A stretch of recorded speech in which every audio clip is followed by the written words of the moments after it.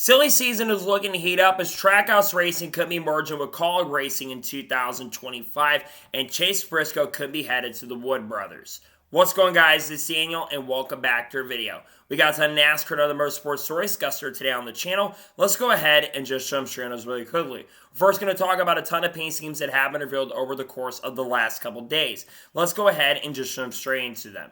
The first paint scheme we're taking a look at is Omori got his 2024 YKK paint scheme that I believe we're going to see at Charlotte next weekend. The scheme's alright in my opinion, decent colors. Glad to see Omori got it back in the Xfinity Series later this year. The next paint scheme we're taking a look at is Chris Buescher's 2024 Fast on All Night scheme that we'll see in multiple races, including, I believe, this weekend at North Wilkesboro. Looks really good in my opinion. Love they're changing up for night races going forward. I think it looks excellent. The next paint scheme we're taking a look at is Connor Mosak's 2024 Porter Pipe scheme. Not as big fan of the driver, but the paint scheme does look pretty solid in my opinion. Like the colors. Looking forward to seeing on the racetrack at Chicago. The next paint scheme we're taking a look at is Ricky Stenhouse Jr.'s 2024 Icy Hot scheme that we're going to see this weekend at North Wilkesboro. Scheme looks great in my opinion. One of the better JTG schemes I've seen so far this year. I love the blue and glad to see the Ice Out will be sponsoring Ricky Stenhouse Jr. this weekend. Next paint scheme we're taking a look at is Carson Hocevar's 2024 NASCAR Day Give-A-Thon scheme that I believe we're going to see this weekend at North Wilkesboro. Solid paint scheme in my opinion. Glad to see the NASCAR Day Give-A-Thon will be sponsoring Carson Hocevar this weekend. The next paint scheme we're taking a look at is Austin Cinders' 2024 Keystone Patriotic scheme that we're going to see at Charlotte. This looks pretty good in my opinion. I love the colors on it. I like the red, white, and blue and everything about it. It does look pretty solid overall, to be honest with you. The next paint scheme we're taking a look at is Chase Elliott's 2024 Napa Patriotic scheme that we're going to see at Charlotte. Not as big a fan of the all black, not going to lie, to be honest. I wish they would have done a little red, white, and blue with this. It does look decent, but honestly not as big a fan of the all black scheme for Chase Elliott. The next paint scheme we're taking a look at is Michael McDowell's 2024 Charlotte Night scheme that we're going to see this weekend at North Wilkesboro. This looks pretty good in my opinion, to be honest. Love the colors on it, and it's exciting to see that the Charlotte Knights will be sponsoring Michael McDowell this weekend. The next paint scheme we're taking a look at is Denny Hamlin's 2024 Mavis Tire scheme that we're going to see this weekend at North Wilkesboro. What's cool about this is this shows all of Denny Hamlin's 59 wins that are points and non-points wins. This looks pretty alright in my opinion. Not absolutely amazing. They could have done a better job on it for sure. But it's cool to see Mavis is really working with Denny Hamlin in a pretty big way. The next paint scheme we're taking a look at is Ross Chastain's 2024 Busch Light Flannel scheme that we're going to see this weekend at North Wilkesboro. I absolutely love this. Kyle Sykes absolutely knocked this one out of the park. It looks absolutely amazing. I've been a big fan of the Busch Light schemes for Ross Chastain. This one's no exception. I think this looks absolutely amazing. The next paint scheme we're taking a look at is AJ Allmendinger's 2024 Campers and RV Leaf Filter scheme that we're going to see this weekend at North Wilkesboro. To be honest, I don't think this gels really well together. I think there's just a little bit too much color contrast going on for me. I'm not as a big fan of this paint scheme, but hopefully AJ Allmendinger can have a good run this weekend. The next paint scheme we're taking a look at is Sam Mayer's 2024 RTIC Cooler scheme that we're going to see at Sonoma in a couple weeks. This looks alright in my opinion. I'm not a big fan of the color they've got on there, but it is cool to see the RTIC Coolers is going to be sponsoring Sam Mayer. And the final paint scheme we're taking a look at is Ross Chastain's 2024 Protector Melon scheme that we're going to see in the Truck Series race in North Wilkesboro on Saturday. Alright looking paint scheme in my opinion. Glad to see the watermelon branding is still with Ross Chastain. I think it does look solid, and I'm looking forward to seeing on the racetrack this weekend at North Wilkesboro in the Truck Series race. I think he's going to do excellent and a really good job overall, in my honest opinion. And now we'll go ahead and jump on to the next story of today's episode as we're talking about the 2025 Daytona 500. As the logo has been officially revealed for the 2025 Daytona 500. I gotta say, I like they changed it up this year. On this one, they've got the Harley Earl Trophy. They also confirmed the Daytona 500 for next year is going to be on February the 16th, so no changes there, especially with rumors that they were going to move the NFL schedule and change that up quite a bit. I think this looks absolutely really good. I think one of the best logos we've seen in years from it. I think it looks pretty static. It looks pretty good. I'm looking forward to see this logo and glad to see that that will be the logo for this year's Daytona 500. I think it looks overall pretty good, to be honest with you. And now we're going ahead and jump on to the next story of today's episode as we're talking about Bubba Wallace. As it was officially confirmed that Bubba Wallace has a new sponsor for this weekend at North Wilkesboro. It's going to be called AllTrue. I'm not exactly sure what AllTrue does, but it's really cool to see if Bubba Wallace is working with a pretty big up-and-up company. It's really exciting to see if Bubba continues to pick up new sponsors and new brands, especially for this weekend. And I gotta say the paint scheme does look pretty good in my opinion.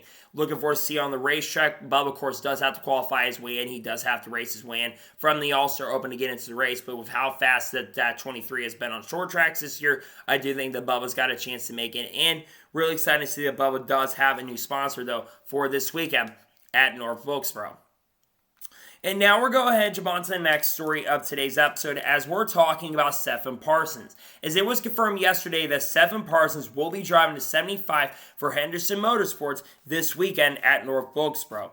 Stephen Parsons has made select starts throughout the 2024 season with Henderson Motorsports this year. And honestly, Stephen's had some pretty good runs. He's had some top 15 and top 20 performances and even at times has had top 10 speed. And with the experience Henderson has and how long they've been in the sport, I do think that they've had a chance and opportunity to go out there and compete maybe for top 15 or top 20 at least. Obviously, they're not in a great position in the owner's points because they don't run the whole entire season. But then again, there's a lot of teams that are lower than them in points at the moment. We'll see how they end up doing. There are more trucks, I think, entered for this week. I think there's 38 trucks entered. I think the 7 will be good enough to make the race, and I think we'll have a good chance and opportunity to maybe compete out for an outside shot at top 10. But I think he could for sure get a top 20 this weekend at North Wilkesboro. And now we're going ahead and jump on to the next story of today's episode as we're talking about the tires for North Wilkesboro. Now, Bob Pockers showed the tires that we're going to see at North Wilkesboro. Remember, NASCAR is going to have an option tire for the All-Star race this year. The hard tire, which is the normal tire they've been using for short tracks, is going to be with yellow lettering.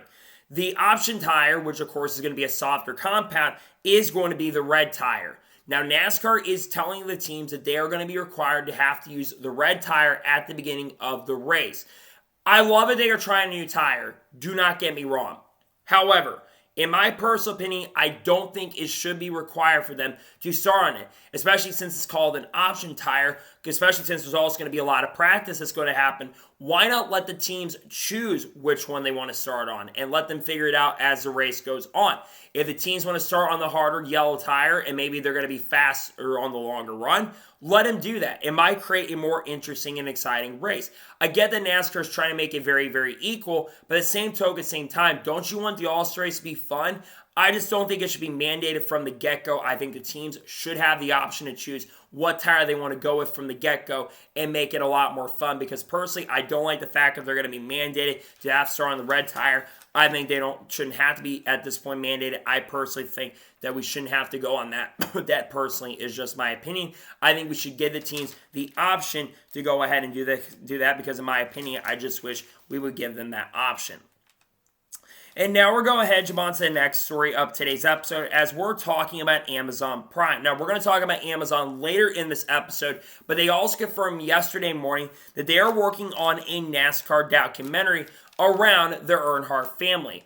Obviously, we know that Dale Jr. is going to be joining Amazon later this upcoming year in 2025 as a commentator. Also, remember, he will also be joining TNT as well. But according to what Dale Jr. has said in posts he put out, this is going to be a 4-part documentary around the Earnhardt family. It's really good to see that you have a new TV partner that's coming in that really shows that they are caring for the sport. Unlike Fox, it seems like, who doesn't care as much recently because they're getting rid of Race Up. You've got Amazon, who I think is going to do a good job taking care of the sport. I'm really glad to see they're doing this. They've been getting involved in motorsports. I think they did the Garage 56 stuff recently as well. With that, I think it's been out on Prime, if I'm not mistaken. So it's exciting to see that Amazon Prime is working on this, and they're working on a documentary around the Earnhardt family. It's going to be a 4-part documentary. I'm not entirely sure if it's going to come out this year or if it's going to come out next year. We'll have to wait and see what happens, but glad to see that they officially are going to be working on a new documentary around the Earnhardt family.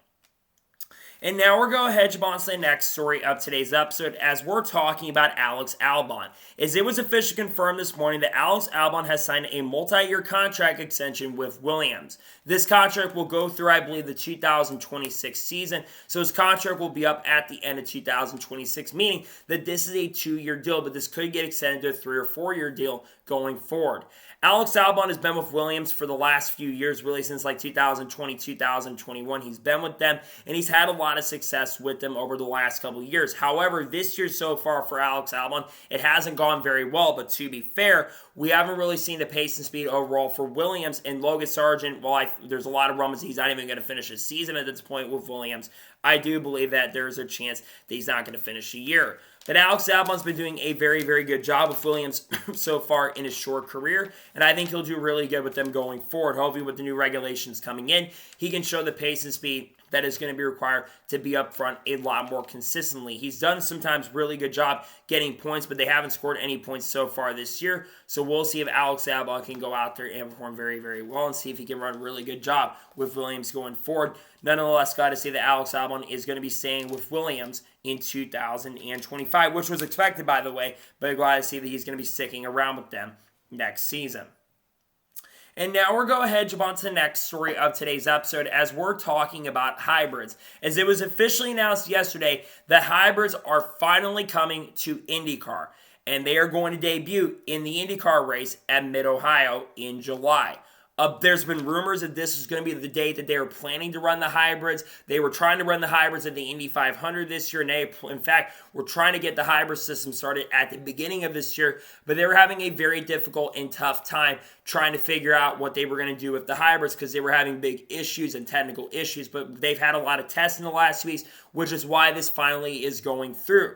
This is honestly really, really exciting and great to see. It's going to be a new era for the sport, and it's going to change IndyCar races, in my opinion. The hope is with the new hybrid system coming in that one, Honda can stick around, even though many are speculating, including Marshall Pruitt, that Honda might be going away from the sport at the end of their regulations in 2026, so in the next 2 to 3 years, and they might be coming over to NASCAR. But I think it's really exciting for IndyCar, and I think a lot of people are going to tune in. And I hope that it can help the ratings. We saw the ratings at least actually go up for this weekend's race, this past week at Indianapolis, where I think it was up over 100,000 viewers from the previous year. So we are seeing at least IndyCar ratings going up slightly. Hopefully they can make some bigger changes going forward, but this is a really great step in the right direction, and I'm finally happy and glad to see that there is, in fact, finally going to be a hybrid system starting in Mid-Ohio. I'm happy about this, and I think this is really awesome and great to see that they're finally getting a hybrid system for IndyCar. This is something that they should have done a while back. Glad to see they're finally getting it in for IndyCar. And now we're going to jump on to the next story of today's episode as we're talking about Callum Isometric. As it was officially confirmed on Monday morning that Callum Isometric will in fact drive the 6 for Aaron McLaren in this year's Indianapolis 500. There had been some slight speculation that Callum Isometric was going to be racing in NASCAR, but that was just a little bit of rumblings and rumors, especially after this post that surfaced that he was basically saying maybe he's going to come over and race in NASCAR at North Wilkesboro. But everyone in the IndyCar paddock was expecting that Callum Isometric was going to be driving for Aaron McLaren in this year's Indy 500. Remember, it was announced about 2 weeks ago that Dave Malukas had his contract was no longer going to be a thing, and for most of the rest of the year, Teo Pourchaire is going to be driving that 6th car, but because of the fact that Teo Pourchaire is not approved to run full-time, will not run the Indy 500 at this point. He hasn't done an oval test, which he did an oval test, but it wasn't approved to be able to go run the Indy 500. They've chosen Callum Isometric. Callum Isometric, in my opinion, is a very talented driver. He actually just won the most races in 6 hours of Spa with Jota, and he's got a chance to potentially become the first driver since AJ Foyt in 1967 to win the Indy 500 and, of course, the Le Mans 24 Hours in the same year, which is nearly 60 years. We'll see what ends up happening there, but I'm excited to see that Callum Isometric is going to get the chance and opportunity to race in the Indy 500 with Aaron McLaren in 2024. He's got to obviously qualify his way in later this week, but glad to see Callum Isometric will be racing Indy 500 with Aaron McLaren this year. And now we're going to jump on to the next story of today's episode as we're talking about Aric Almirola. As it was officially confirmed on Monday morning that Aric Almirola will in fact be driving the 16 for Tory Racing this weekend at North Wilkesboro. This is going to be the first time Eric Omori has raced in a truck series since 2012 when he drove for Richie Waters Motorsports. And speaking of Richie Waters, I believe that is going to be who is going to be the crew chief for Eric Omori in this event.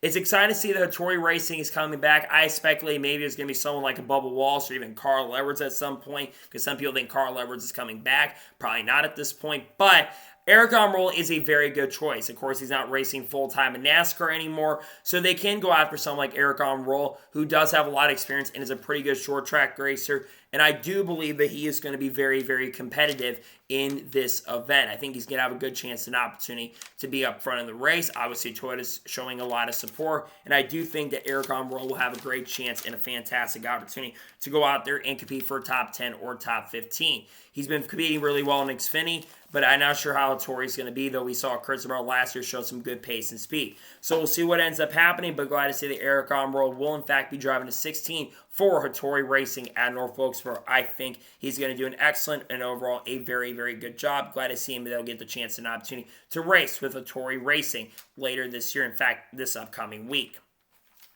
And now we're going ahead to jump on to the next story of today's episode as we're talking about 2311 Racing. Now, if you were on social media yesterday, you saw that 2311 Racing was showing some glimpse of their new shop they're building, which of course is going to be called Air Speed. Now, I've been kind of getting some newsletters. I don't know exactly the date that this is going to be revealed, but the grand opening is coming very, very soon. Obviously, this is leading toward a lot of talk about expansion between 2311 Racing. There's a lot of rumblings and rumors circulating that 2311 Racing is looking to expand going into 2025. They might buy a charter this offseason, and they might try to expand their team in the 2025 year.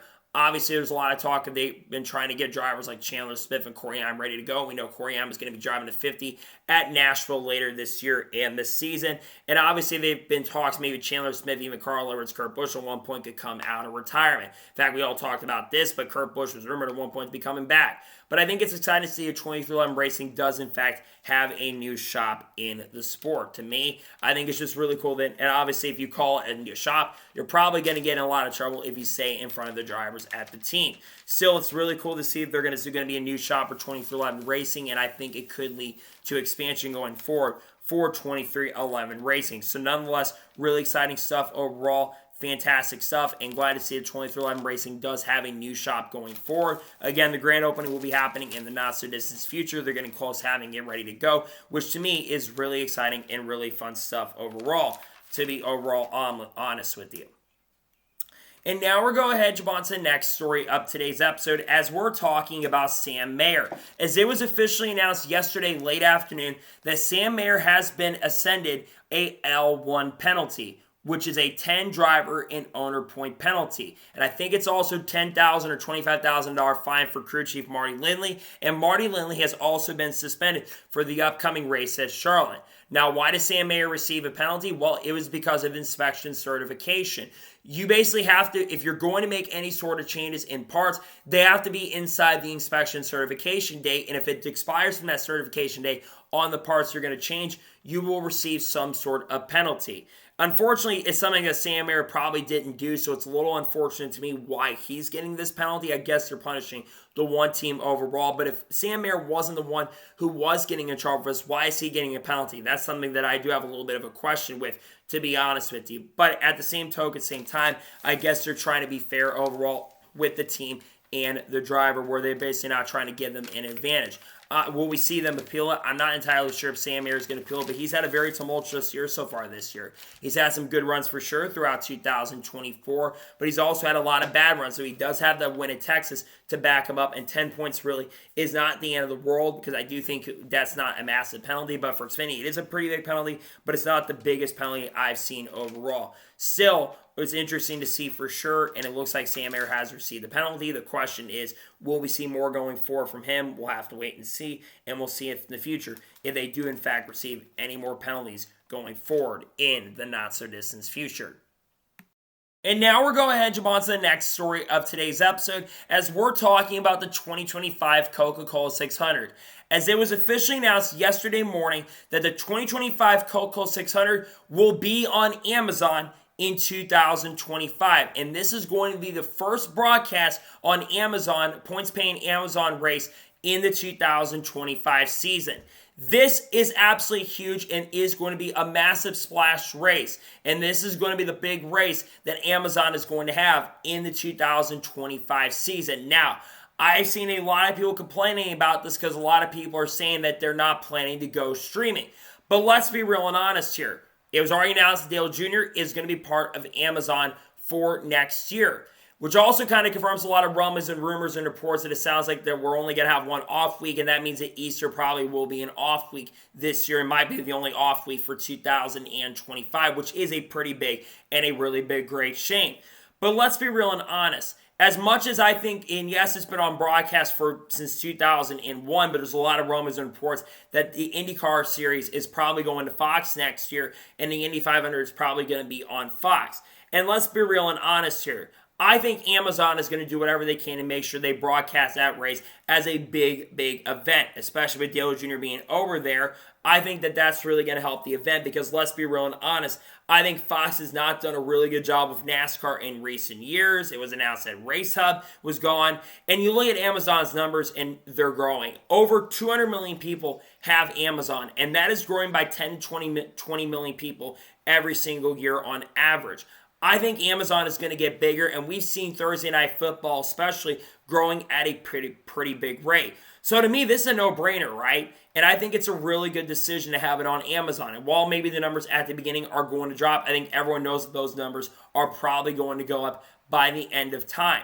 So nonetheless, I think it's a great decision to put the Coke 600 on Amazon for 2025. We are expecting a lot of schedule announcements here really soon, especially a couple more that could be announced later this week. But still, it's really exciting stuff, and glad to see that the 2025 CocaCola 600 is going to be on Amazon, which in my personal opinion, I think is a good move for the sport. Some will disagree, but I think this is the right move for the sport going forward, in my honest opinion.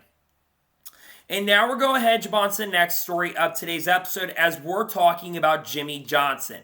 As it was officially announced, shockingly yesterday, that Jimmie Johnson will be joining NBC Sports as a color commentator in 2024. Jimmy's first race is going to be at the Indianapolis 500. Then his next race is going to be the Summer Daytona race, which will be the second to last race of the regular season.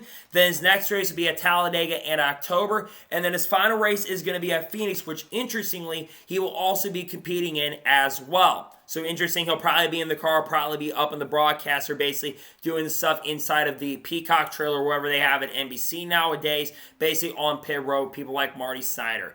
This is a big move in my opinion. We already know that Dale Jr. is no longer going to be at NBC this year, so they're looking for someone to replace for a few races. I also wonder if they're going to get a bunch of guest commentators to come into play. People like Carl Leverts perhaps. Maybe Kurt Busch comes out and works at NBC later this year. That could be a possibility. But I also think that this is a move to try to get Jimmie Johnson in the booth for 2025 because there's going to be a lot of big moves that are going to be happening with NBC. Jimmie obviously has been racing this year, so he'll be able to tell a lot of stuff about the next-gen car. Now, I've seen Jimmie Johnson commentate back in the day, and I'm not sure how Jimmie is going to do, but if you're going to have someone that is in a broadcast booth that knows from experience how these next-gen cars work from the few races they've ran, I think Jimmie is definitely your go-to guy. And I think he's going to do an excellent job in the booth, in my opinion. And I think this is a big move for NBC. And we are expecting a lot of broadcast announcements going forward. We also know that Lee Diffie is going to be doing the full commentary for the Cup Series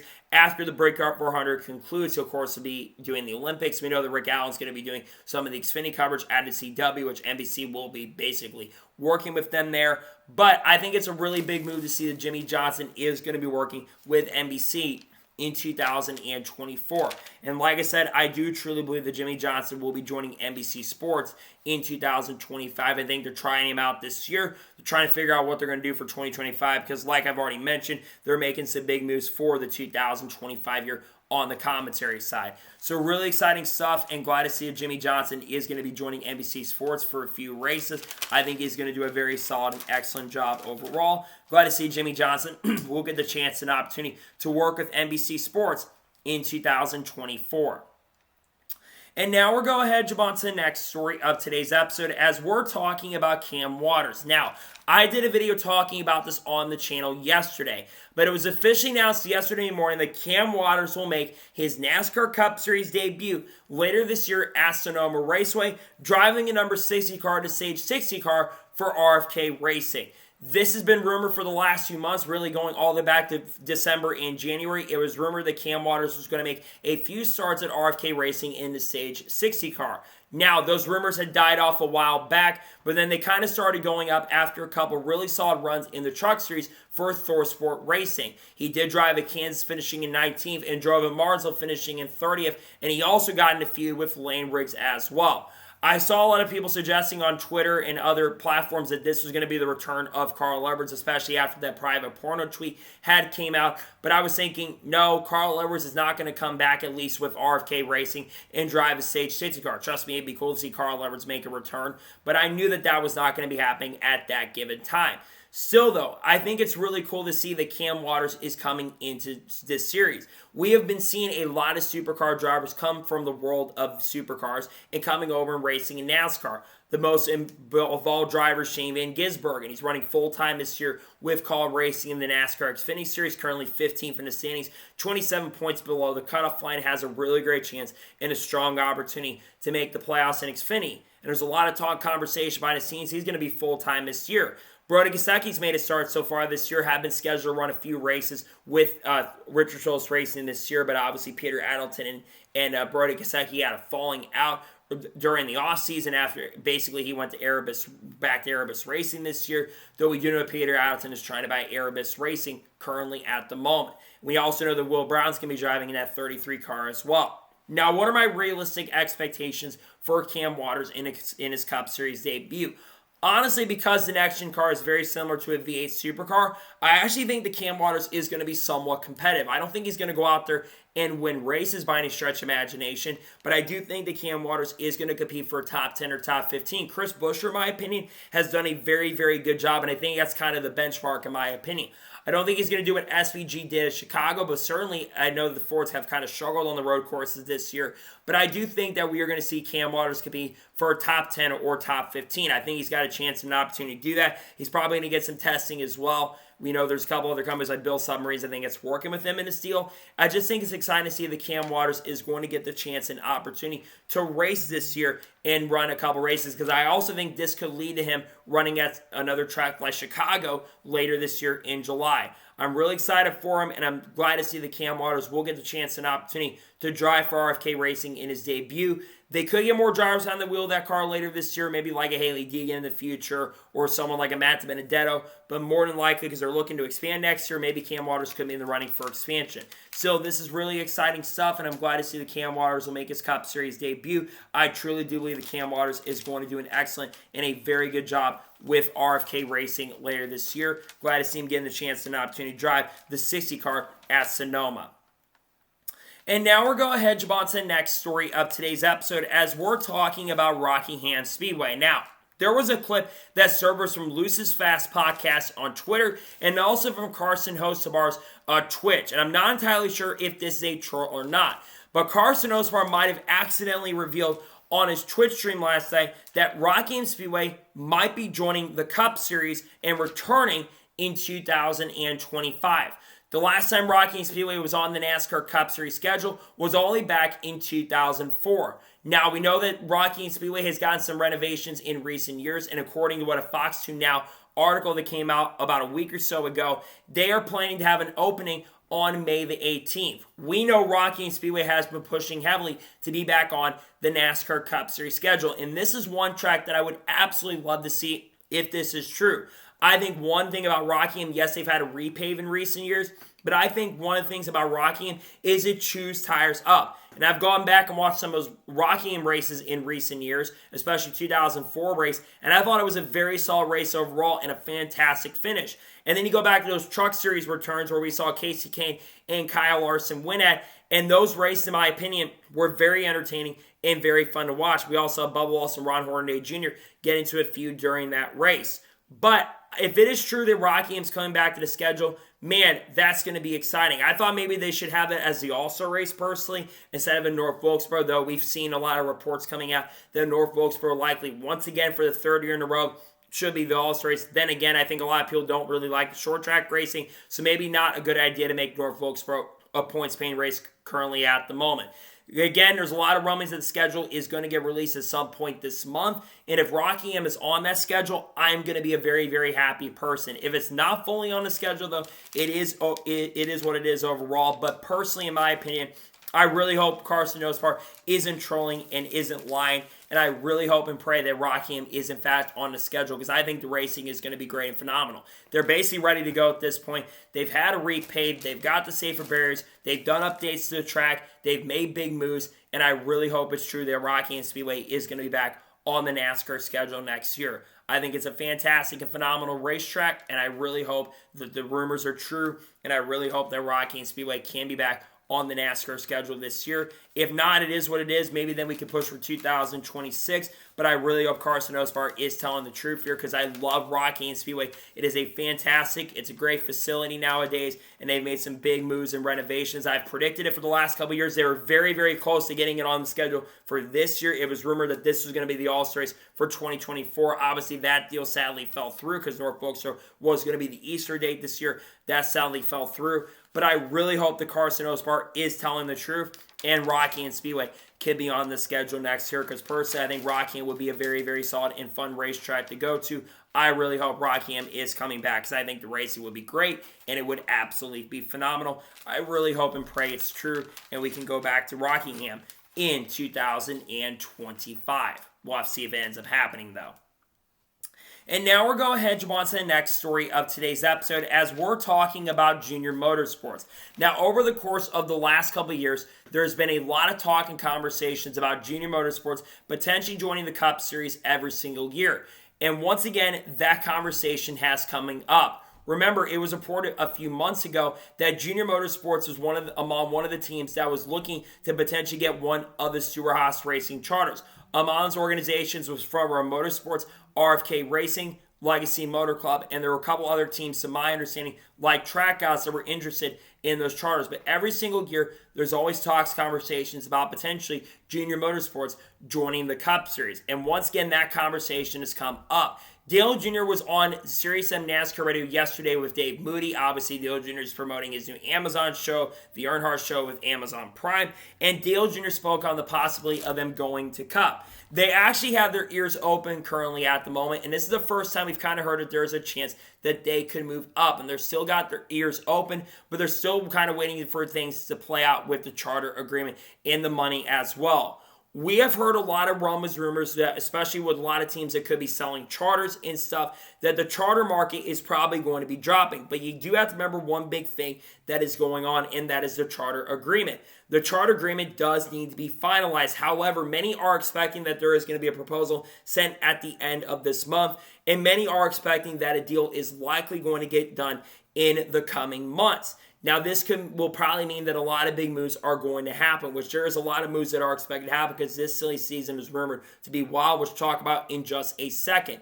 But it would be really exciting to see Junior Motorsports join the Cup Series. Now, some have said that Rick Hendrick would have to get out of the ownership side of things at Junior, which is like, fine, they could absolutely do that. I don't think it would be a major and massive problem. To me, I really hope that Junior Motorsports joins. Now, who could drive for this team if they do join? Well, you've got the drivers, of course, at Junior Motorsports. You've got Sam Mayer. You've got Sammy Smith over there who brings sponsorship and funding. And they've been rumored as drivers who are candidates to move up according to Bob Pockers. You've also got other drivers in the Chevy camp like a Kyle Weatherman. You've also got Connor Zilisch, who could be a potential candidate as well. Connor Zilisch, in my opinion, would be a fantastic driver to move up and make some select Cup starts. Yes, I know Connor Zilisch is not even 18 at this point, but I think Connor would be really fun to see him make some starts, especially since the fact that Connor Zilisch is making select starts at Junior Motorsports in the Xfinity Series this year. I really hope this ends up happening, but it's going to be really tough to see if it does end up happening because there's always a conversation every year and we get let down. But like I've heard, it doesn't sound like that the charter prices are going to be as expensive this year as they've been in previous years and previous seasons. So we'll have to wait and see what happens in regards to that when it comes to the charter agreement and what happens on that front. and we'll see if Junior does decide to join. But it sounds like Junior has got his ears open currently at the moment, and there is some interest in potentially joining the Cup Series next year. So we'll see what happens, and we'll see if Dale Jr. and Junior Motorsports do, in fact, try to move up the Cup next year. It's always a big question every single year if they are going to move up. I think there is a chance that they could move up in the 2025 season, but we'll have to wait and see what happens if they do, in fact, decide to go ahead and move up next year. I think it'd be really exciting and really cool overall if they do, in fact, decide to go ahead and move up next year. I would love for it to happen, and I really hope it does end up happening in the 2025 season. But, of course, they're going to need a charter if they want to move up, which I don't think would be a big problem. They've tried to get drivers over in their Xfinity program like Kyle Larson, Kyle Busch in recent years too, and I think it'd be cool to see someone else get the chance and opportunity to move up. It sounds like Junior is at least a little interested in moving up for next season. And now we're going ahead and jump on to the first of two major stories in today's episode as we're talking about an in-season tournament. Now, there was something that happened last year around Denny Hamlin's bracket challenge. And NASCAR has taken the bracket challenge Denny Hamlin had from last year, and they have created their own in-season tournament that is going to take place on TNT. So here is how it's going to work. There are going to be 3 qualifying races that are going to take place, which are the final 3 races on Amazon. And how they're going to determine the bracket is by the best finishes. And there will be tiebreakers as well from the best finishes as well. There are going to be 5 races that are going to take place during this time and 32 drivers that are going to be involved. So I think the top 32 in points or the 32 drivers who do have the best finishes will compete in it. So if you're not part of the top 32 here, that is a little bit embarrassing. And the winner of this overall is going to receive $1 million, which isn't as much nowadays, but $1 million is still a lot of money. So how it will work? You'll have the qualifying races. For instance, if Kyle Larson and let's say Kyle Larson and Todd Gillen go up against each other next year. If Kyle Larson beats Todd Gillen, Kyle Larson moves on to the next round. 32 will go down to 16. 16 will then go down to 8. 8 will then go down to 4. 4 then will go down to 2 for a final challenge, and then we'll go to the winner of that will receive $1 million.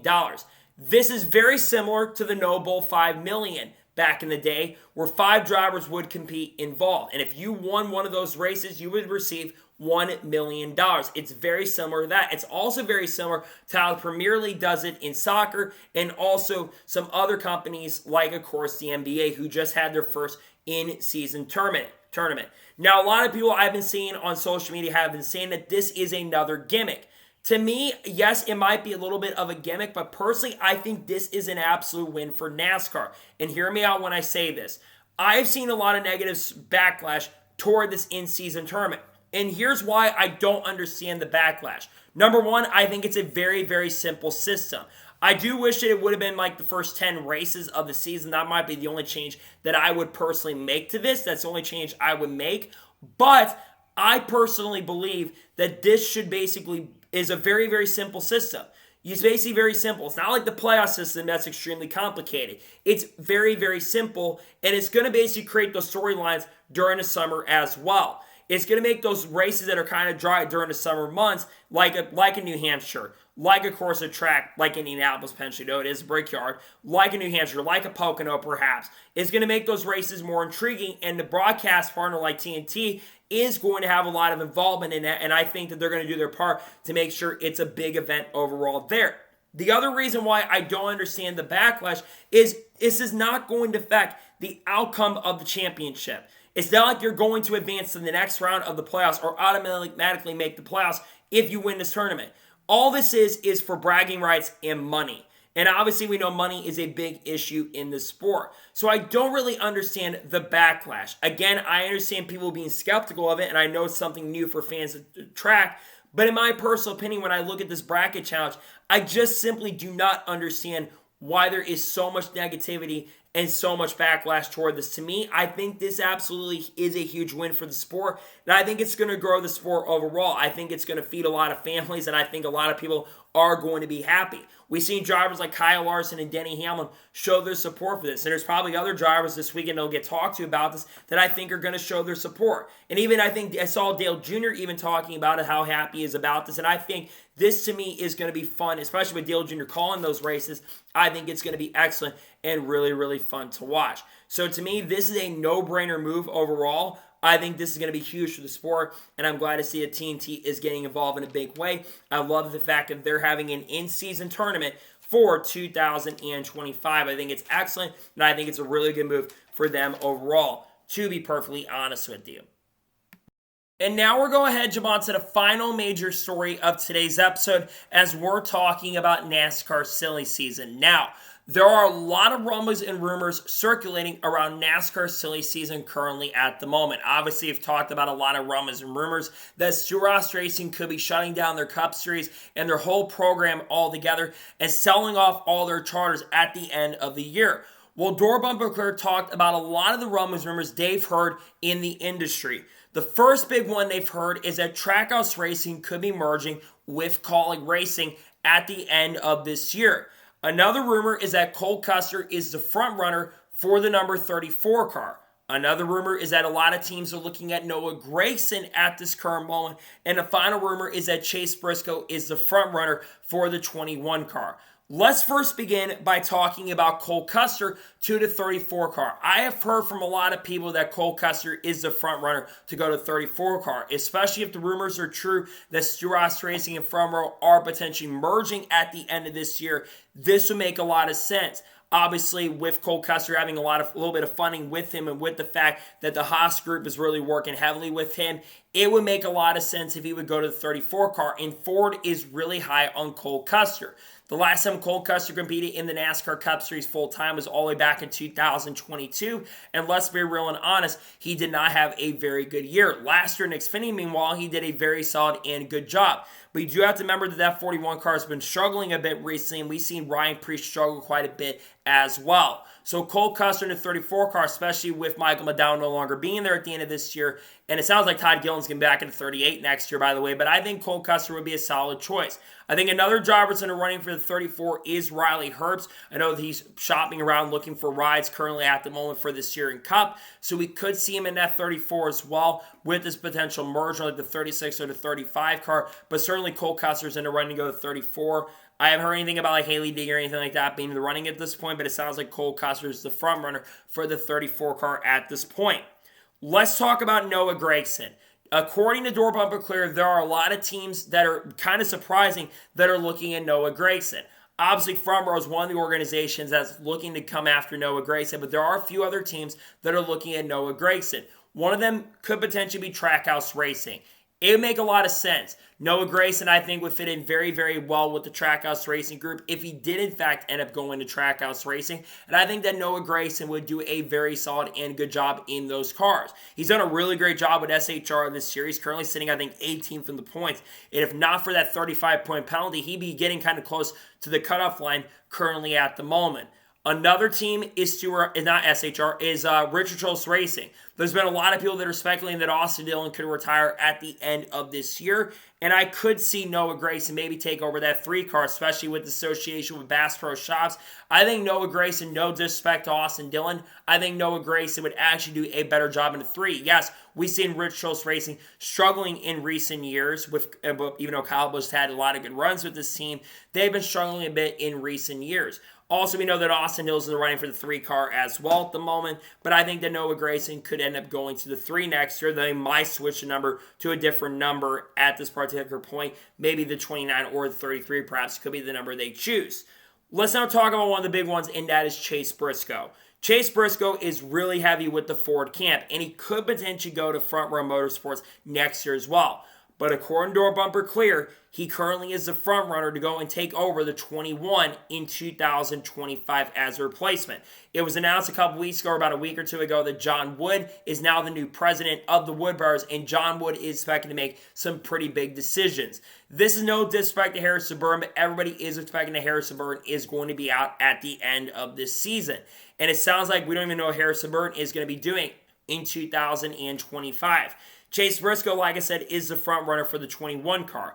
I think Chase Briscoe, if he does truly go to the 21 car next year, I think he's going to do overall a very excellent and great job with the team. I think he's going to do better than Harrison Burton's done, because Harrison Burton, since taking over against Matt DiBenedetto in that 21 had 20 top 10 finishes. Harrison Burton, 5 top 10 finishes. Did not do a very good job. Obviously, he brings some funding to the table, that being Harrison Burton. But look at Chase Briscoe, for example. Chase Briscoe not only is a more talented driver than Harrison Burton, in my opinion, but Chase Briscoe has funding for Mahindra and High Point as well. So certainly Chase Briscoe, if he does go to this front row merger that could end up happening, I think he likely goes to 21. I think, while yes, he's not going to go out there and compete for a championship with the Wood Brothers, I think he's going to go and compete for a playoff spot especially. So I definitely think Chase Briscoe is in the running for a Wood Brothers seat currently at the moment. He's been mentioned multiple times. I think there's a great chance he takes over that 21 car next year and replaces Harrison Burton.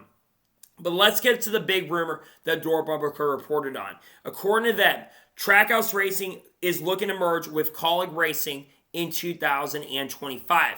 They said on Door Bumper Clear that Chris Rice is going to be on the next 2 weeks, and actually Chris Rice is on the morning drive as we currently speak at the moment. And Brett Griffin basically said that he's going to ask Chris Rice, are you merging with Kaulig Racing or not? Many have been speculating for the last 2 months that Trackhouse Racing is looking to merge with Kaulig Racing in 2025. They have a very tight alliance currently at the moment, and we have seen the performance and them getting a lot better, especially, well, not Kaulig, but we have seen the alliance they have. And obviously, they've got Shane Van Gisbergen, who's currently driving for their Xfinity Series program, but of course, he's under contract. And we've seen Daniel Suarez, Ross Chastain, and even Justin Marks drive for Kaulig Racing in recent years. Many have been saying that they are going to merge at the end of the season and buy up their charters. This is no disrespect to Kaulig Racing either, but their Cup Series program has been floundering. That 16 cars had multiple drivers, AJ Allmendinger, Shane Van Gisbergen, Derek Kraus this season.